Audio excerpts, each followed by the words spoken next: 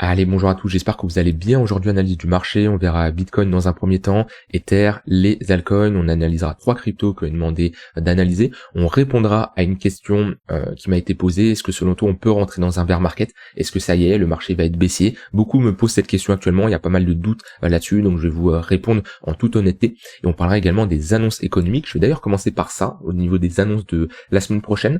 Vendredi 4 avril, on va voir le NFP et le taux de chômage, donc on peut s'attendre à un vendredi assez volatile, surtout que en ce moment les vendredis sur les marchés sont assez baissiers. Vendredi 21 février, grosse baisse. Le vendredi ici 28 mars, grosse baisse. Donc les fins de semaine en général sont assez volatiles en ce moment. En général, c'est les lundis qui sont assez volatiles, ce qui n'est pas spécialement le cas actuellement, c'est plutôt les vendredis. Donc voilà, gardez ça dans un coin de votre tête, c'est que vendredi 4 avril, on peut s'attendre à de la volatilité. Puis après, on a les PMI, PMI manufacturier le 1er avril, PMI des services le 3 avril. D'ailleurs, j'y pensais, dites-moi si ça vous intéresse que je rentre dans les détails sur les annonces économiques, parce que je pense que quand je dis PMI, ça doit pas parler à grand monde, mais je pourrais rentrer dans les détails. Bon, on peut même le faire là, mais dites-moi pour les prochaines fois si ça vous intéresse. En gros, les PMI, c'est tout simplement un indice des directeurs d'achat. C'est un indicateur composite de l'activité d'un pays, donc l'activité manufacturière ou des services. C'est une fois par mois, en fait, on va envoyer une enquête à des directeurs d'achat afin de voir comment se porte le secteur. Un directeur d'achat, c'est quelqu'un qui est chargé d'approvisionner une entreprise en biens, donc en gros il commande tout simplement de la matière première. Ça permet de voir comment va se comporter l'économie à l'avenir. Si on a un chiffre qui sort qui est supérieur à 50, on parle alors de secteur en expansion, ça veut dire qu'on va voir une augmentation des nouvelles commandes, de la production, etc., etc. Et si on a un chiffre qui sort qui est inférieur à 50, on a tout simplement un secteur en contraction. Donc voilà, pour faire au plus simple et au plus compréhensible pour vous. Donc bien sûr, en fonction des résultats, on pourra s'attendre à de la volatilité. Alors, au niveau du marché, au niveau du BTC, donc voilà, on est samedi, en général le week-end, très peu de volatilité. Aujourd'hui, on en a pas mal, moins 2%. Ici, on continue la baisse qu'on a commencé ce vendredi. Bitcoin qui se rapproche de son extrémité basse actuellement, toujours bloqué dans cette phase de latéralisation. Et ouais, il y a beaucoup de doutes en ce moment, et je vois la question qui m'est posée, que je vous ai dit tout à l'heure, c'est oui Nico, est-ce que selon toi on peut rentrer en bear market? Et en fait, moi, je me pose pas spécialement cette question, parce que si vous attendez d'avoir une réponse de la plupart, j'ai envie de dire, des créateurs de contenu que vous voyez sur Internet qui vont vous dire oui c'est le bull market, oui c'est le bear market, il suffit de prendre les précédents cycles et de voir comment ça s'est passé. Sur ce cycle baissier, à quel moment on a parlé de bear market? Parce que c'est toujours simple après de dire le bear market qui a commencé en novembre 2021 et qui s'est terminé en novembre 2022, globalement qui a duré 1 an. C'est toujours simple de dire ça après. Oui, on a le passé, donc on sait très bien que oui, le bear market a duré 1 an.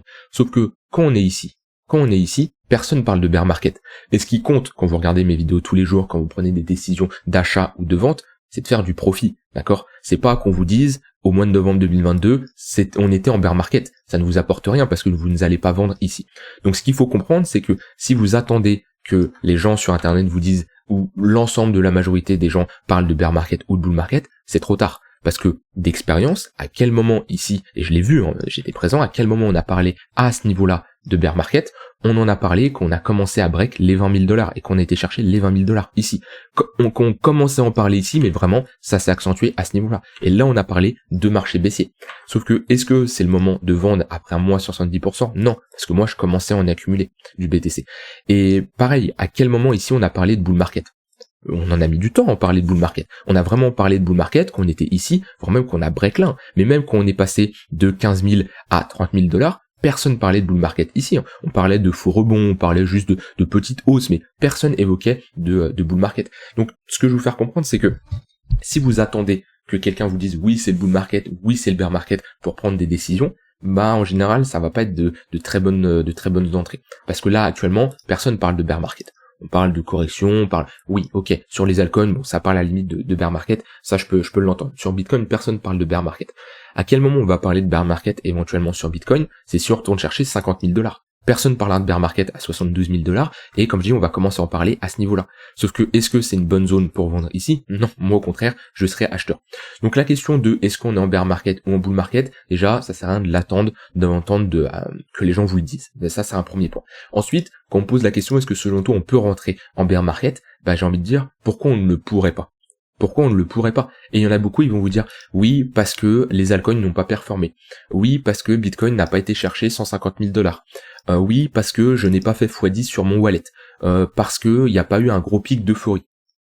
Déjà, ça, c'est pas parce qu'il n'y a pas eu un gros pic d'euphorie que le marché ne peut pas poser un top de marché et rentrer en bear market. Et surtout, le pic d'euphorie, je suis désolé, mais quand on a ici des airdrops de ouf, je pense à Hyperliquid, quand on a un meme coin sur Trump qui se lance en une journée, qui rentre dans le top 15 de CoinMarketCap, quand on a des meme coins qui explosent de partout, quand on a le secteur de l'intelligence artificielle qui explose de partout, quand on voit quand même ce qui s'est passé, surtout d'un point de vue politique avec Trump autour des cryptos, tout ça, ça c'est un peu de l'euphorie quand même. C'est pas quelque chose qu'on trouve en bear market, qu'on trouve qu'on est au fin fond du trou. Ok. Or peut-être que l'euphorie n'a pas été aussi important que les précédents cycles, peut-être que oui, les altcoins n'ont pas performé autant que les précédents cycles, je suis d'accord avec vous. Maintenant, c'est pas pour ça que automatiquement, parce que sur 2021 ça a été comme ça, et sur 2017 ça a été comme ça, que ça doit être absolument comme ça les prochaines fois. Et souvent sur les cryptos, on part toujours du principe que, vu que ça s'est reproduit, 3 fois, on a eu un cycle en 2013, un en 2017, un en 2021, un quatrième ici, donc 3 cycles ici d'un point de vue statistique, que c'est sûr que ça va se reproduire. Il n'y a rien de sûr, d'accord? C'est pas parce que le marché a fait ça 3 fois d'affilée qu'il est obligé de le faire une 4e fois d'affilée. L'échantillon est beaucoup trop faible pour tirer des conclusions. Est-ce qu'on tire des conclusions avec un échantillon de 3? Absolument pas. Donc ça, c'est un point important. C'est pour ça que le point le plus important, c'est de vous adapter en fonction de ce que vous voyez à l'instant T. Et moi, ce qui m'a fait prendre des décisions ici de réduire mon exposition, c'est pas parce que lors du précédent cycle, on a fait ci, on a fait ça, et du coup je me dis que là on va faire la même chose. Absolument pas. Ce qui m'a permis ici de réduire mon exposition, c'est parce que j'ai eu des dégradations d'un point de vue technique, avec ici des patterns de retournement, c'est parce qu'il y a eu un contexte économique qui n'était pas incroyable pour la finance traditionnelle et également du coup pour les cryptos, et c'est parce que, et surtout, on a eu énormément d'annonces bullish de Trump et d'autres annonces annexes bullish qui n'a pas fait pump le marché.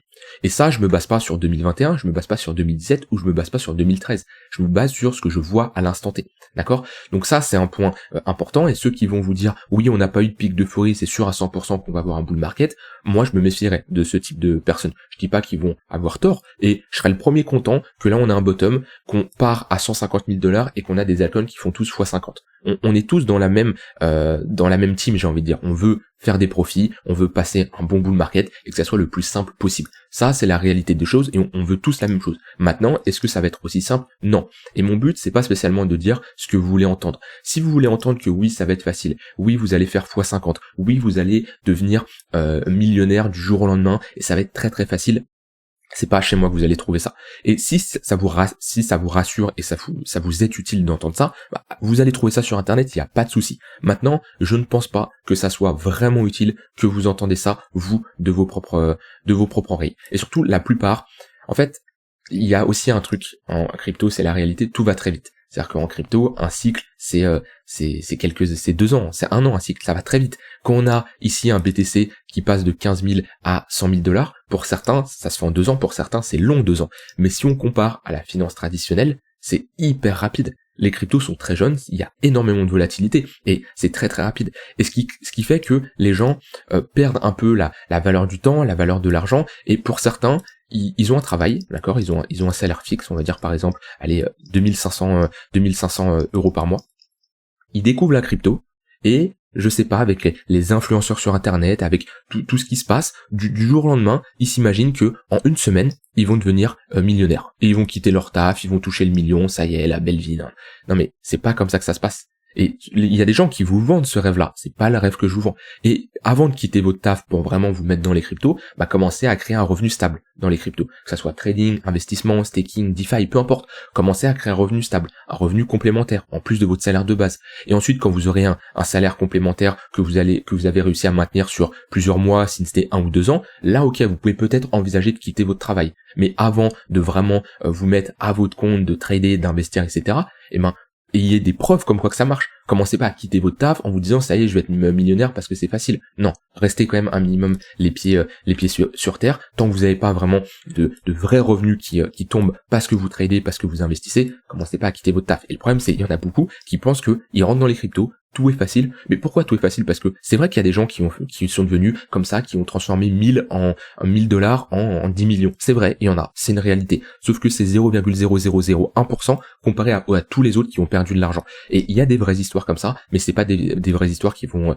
vous être utiles. Donc voilà. Est-ce qu'on peut rentrer en bear market? Oui. Pour moi, on a des signaux sur du moyen terme qui ne sont pas terribles. Sur du long terme, pour le moment, on reste dans une trend qui est haussière. Mais en fait, je me pose pas la question de est-ce qu'on est en bull market ou est-ce qu'on est en bear market. Je regarde ce que le marché me propose, j'ajuste mon curseur d'exposition en fonction des données que j'ai, et ce qui me permet actuellement d'être 50% crypto, 50% cash, et de pouvoir rentrer en position si on va plus bas. Et si on va plus bas et qu'après on se dit ah bah au final c'était un bear market, bah très bien, c'était un bear market, pas de souci. Mais je commence pas à me dire oui, est-ce que le marché peut ou est-ce que le marché ne veut pas rentrer en bull market ou en bear market. Peu importe, le marché il fait ce qu'il veut, moi je m'adapte à ce que je vois à l'instant T. Voilà, ça c'est un peu de mindset aujourd'hui, un peu de psychologie, mais pour moi c'est important de reprendre les bases. Et beaucoup vous vendent du rêve, beaucoup vous promettent des choses incroyables, beaucoup sont permabull, et il n'y a pas de mal d'être permabull pour quelqu'un qui fait une analyse en monthly, quelqu'un qui me dit je suis là pour les cryptos dans 30, 40, 50 ans et je fais une analyse comme monthly, il n'y a pas de souci d'être permabullish sur du monthly. Aucun souci. Par contre, si tu commences à aller sur du 1h, 4h daily, non, ne commence pas à être permabull. C'est pas possible parce qu'on a des signaux qui vont à l'encontre d'une tendance haussière, surtout actuellement en daily. Donc voilà. Maintenant, d'un point de vue un peu plus technique, dites-moi si vous aimez également ce genre c'est pas un discours, mais ce genre d'explication. Hein, c'est purement tiré de mon expérience et de ce que je vois à droite et à gauche. Hein. On n'est pas ici sur du tout est subjectif là dans tout ce que je dis, même si je pense que vraiment je pense avoir raison dans ce que j'avance. Après, j'ai pas la science infuse et comme je dis, tout est subjectif, ça dépend de l'expérience de chacun. Mais là, dans ce que je dis depuis 5-10 minutes, c'est uniquement tiré de mon expérience. Mais dites-moi si ça vous intéresse. En tout cas, moi, si j'étais à votre place et je l'étais il y a quelques années, j'aurais aimé avoir ce genre de discours quand j'ai commencé.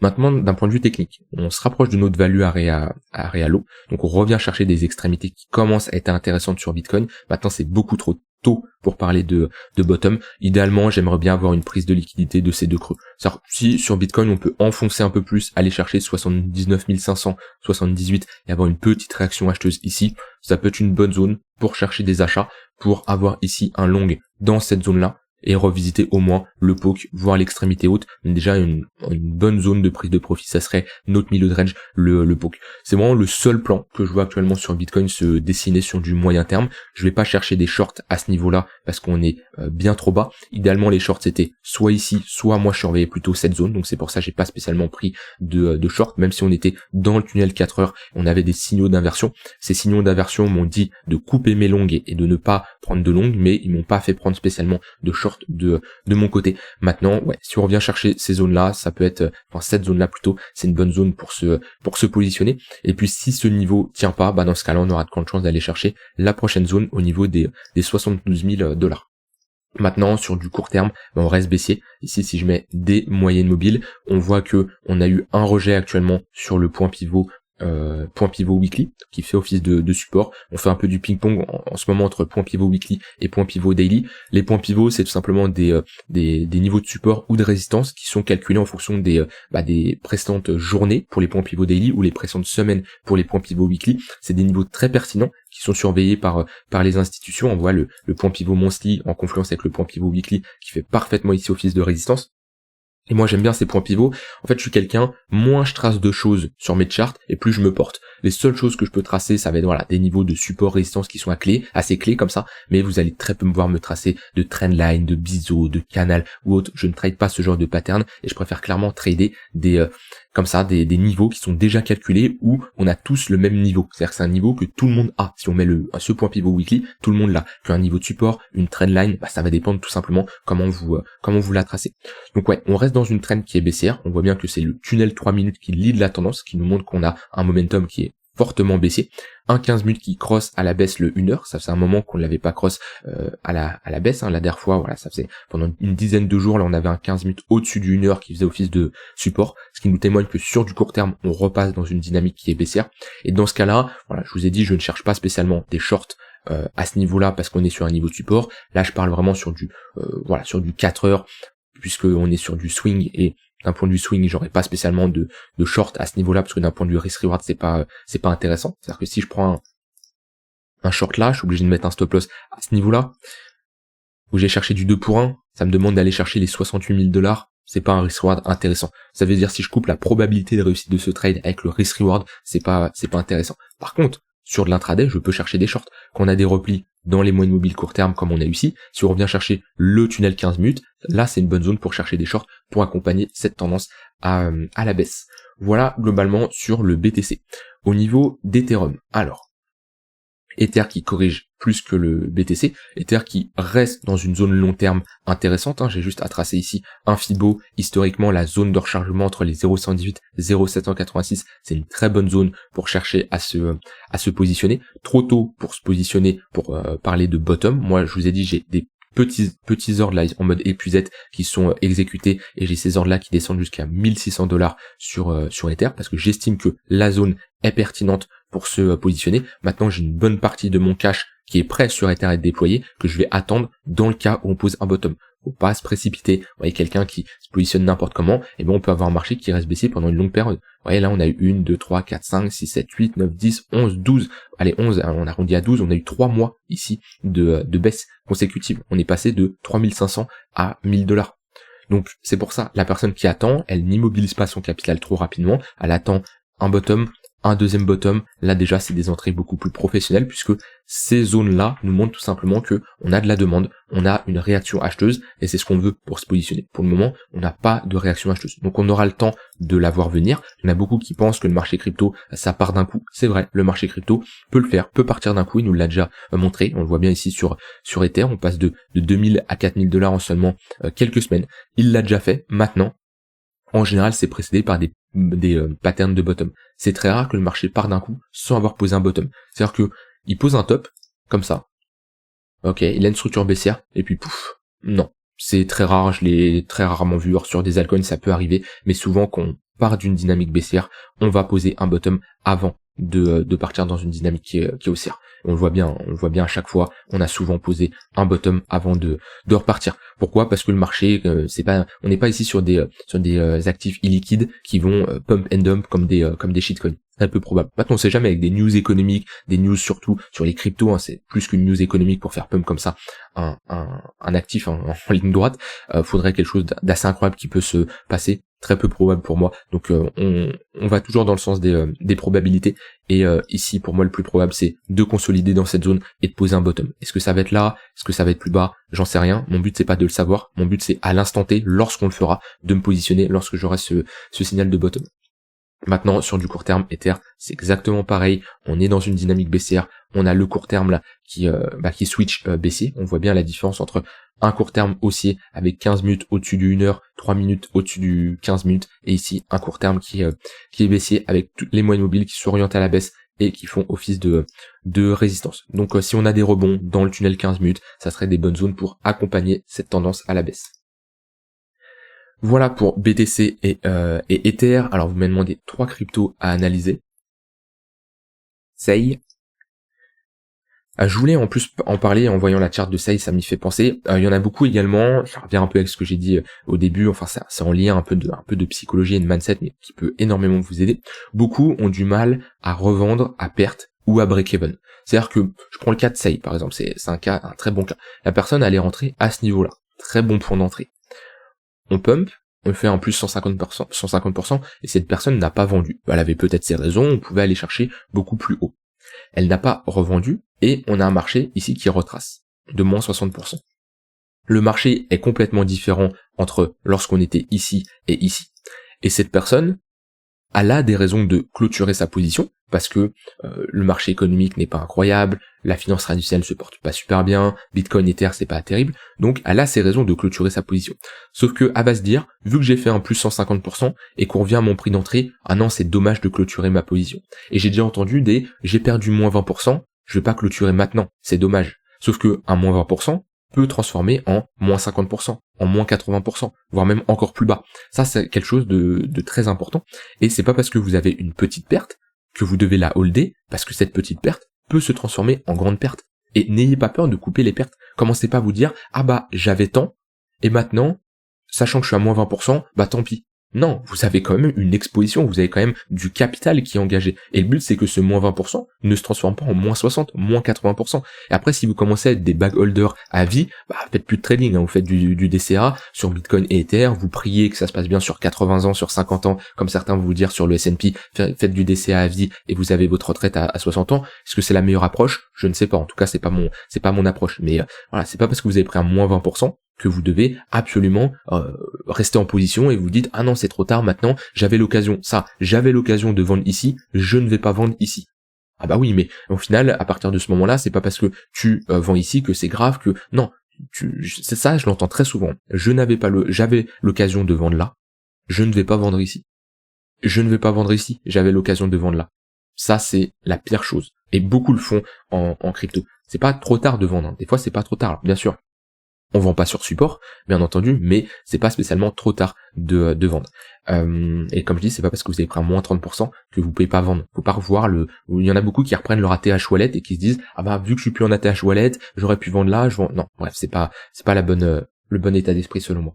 Alors sur Sei, d'un point de vue technique, c'est moche. On était dans un range, on est en train de break le range par le bas. On voit qu'on a perdu ici un niveau assez important. On n'a pas réussi à le réintégrer, donc on a flip ce niveau qui faisait office de support en résistance. On a ici des moyennes mobiles orientées à la baisse. On voit qu'on a le tunnel 4 heures qui fait office de résistance depuis un moment. On n'arrive pas à repasser au-dessus de ce tunnel 4 heures depuis le mois de décembre. Il lead globalement notre tendance. Donc déjà, pour prendre des shorts, c'est des niveaux de localisation qui sont pertinents, et surtout, pour au moins patienter avant de racheter. Tant qu'on passe pas au-dessus du tunnel 4 heures, c'est trop tôt pour se positionner. L'idéal, ça serait de poser un bottom, rentrer dans une phase de latéralisation, break le 4 heures, là on pourrait être sur une déviation, réintégration de ce range-là. Pour le moment, la plus grosse probabilité, c'est de continuer la baisse et de continuer cette dynamique qui est baissière. Alors, ensuite on va demander XLM. Hop.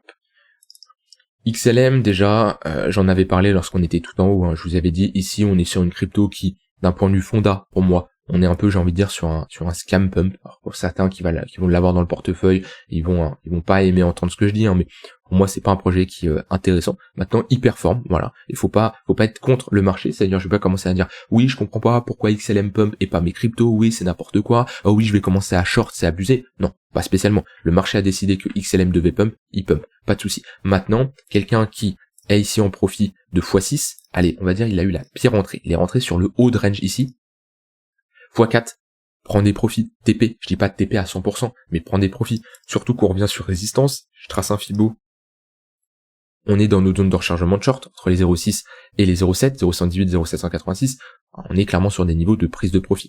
Maintenant, là on retrace, on a déjà beaucoup retracé, hein, on est sur un moins 60%, on est quand même toujours dans une dynamique qui est baissière, on le voit bien, pas spécialement un gros flux baissier, mais on reste dans une dynamique baissière avec des creux des sommets de plus en plus bas. On voit que le tunnel 4 heures fait office de résistance, c'est beaucoup trop tôt pour parler de bottom, et surtout c'est une crypto qui peut retracer et revenir chercher ce niveau-là. Ça c'est un gros niveau de support, et là on a une bonne confluence pour chercher potentiellement des achats. Vous voyez 0,886 de Fibo, niveau de polarité c'est notre précédent haut de range qui fait maintenant office de support. Moi personnellement, soit on a ici une pattern de retournement, ça peut s'acheter pour jouer le momentum, et si les acheteurs qui ont posé un bottom ici veulent maintenir des creux plus hauts, idéalement c'est dans la zone de rechargement qu'ils veulent le faire. Maintenant moi sur les altcoins je préfère des entrées précises sur les 0,886, sachant que c'est pas un fonda, c'est pas un projet qui m'intéresse d'un point de vue fonda, c'est pas une crypto que je vais acheter moi de mon côté, mais rien n'empêche de faire une analyse technique pour vous montrer les zones intéressantes. Et on m'a demandé Arbitrum. Arbitrum c'est moche, la chart elle est vraiment pas terrible. On fait all time low sur all time low. À chaque fois on voit que on a des petites patterns de retournement qui entraînent des rebonds. On voit ici on a un plus 130%. La pattern de retournement, on break, on fait presque un plus 100%, ce qui peut être des mouvements qui se trade. Si franchement vous n'arrivez pas à trader un mouvement de plus de 100%, c'est-à-dire que vous rentrez en position et vous dites ah oui plus 100% donc x2 ça ne m'intéresse pas, c'est pas assez. Ouais, j'ai compris que les cryptos ils peuvent casser des cerveaux à vouloir des x100, ok, mais on est quand même sur un x2, donc au moins TP 50%, TP même 20%, au pire t'es à break-even au final, pas de souci, mais bon, tu peux pas faire un x2 et terminer sur un moins 60% par la suite. C'est pas possible. Maintenant c'est all-time low sur all-time low, on est dans une dynamique qui est baissière avec des moyennes mobiles orientées à la baisse. Pareil, un tunnel 4 heures qui fait office de résistance, et surtout méfiance sur des projets qui sont aussi jeunes que Arbitrum, c'est qu'on a énormément de supply à libérer. On le voit bien, circulating supply 4,6 milliards, total supply 10 milliards. Donc ici, on n'a pas le market cap qui est égal à la FDV, ce qui nous montre qu'on a des tokens à libérer. On peut aller regarder ici Arbitrum, s'il veut bien me mettre. Il bug peut-être un peu, des fois je sais, il a du mal. Ah, je l'avais. Arbitrum.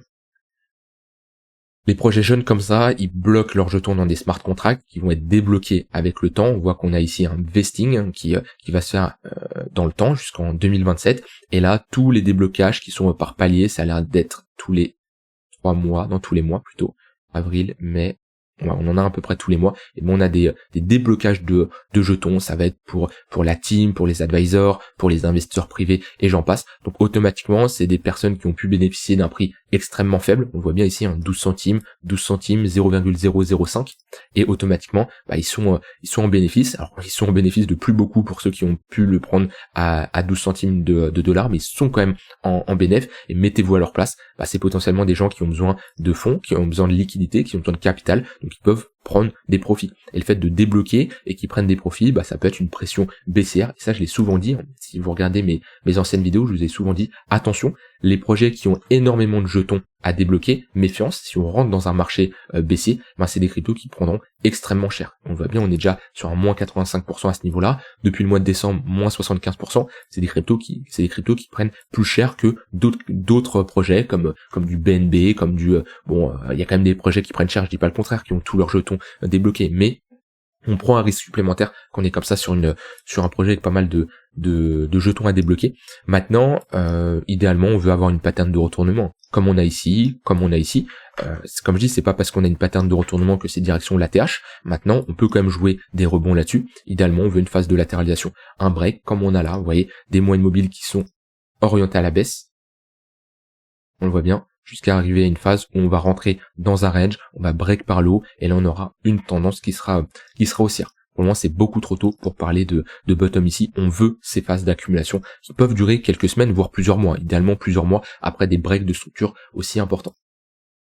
Voilà, vous avez mon avis sur les marchés, restez prudents, ayez du cash de côté, attention à ne pas immobiliser trop de capital rapidement, attention à ne pas FOMO, soyez prêts, formez-vous et tout se passera bien. Je vous souhaite une très bonne fin de journée et je vous dis à demain pour une prochaine vidéo. Bye bye.